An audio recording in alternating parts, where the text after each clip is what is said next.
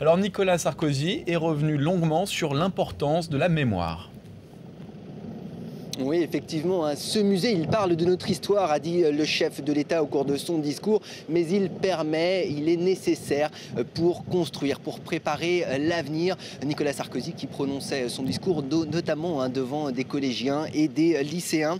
Nicolas Sarkozy qui a également annoncé un peu plus tôt dans la journée ce matin la rénovation de ces cérémonies du 11 novembre. Il souhaite y associer toutes les générations du feu, c'est-à-dire également les combats qui sont morts, les soldats qui sont morts au combat dans des conflits très récents. On pense bien entendu à l'Afghanistan.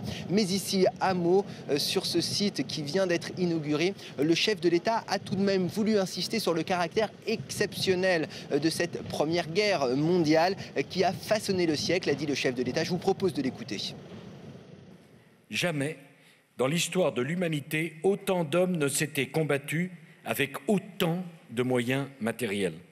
La première bataille de la Marne, celle de 14, annonce déjà la guerre totale, la guerre industrielle.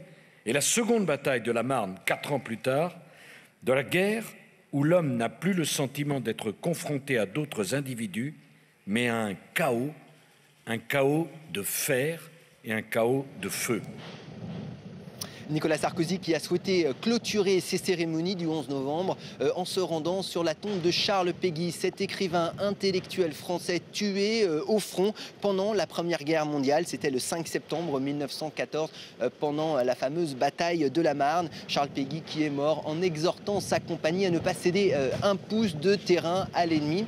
Nicolas Sarkozy a voulu rendre cet hommage à Charles Péguy. Ce sacrifice d'hier, il doit être aussi mis en relation avec le sacrifice d'aujourd'hui de nos soldats qui sont au front sur différents théâtres d'opération. C'est ce pont-là que Nicolas Sarkozy a souhaité marquer tout au long de ces journées de commémoration du 11 novembre.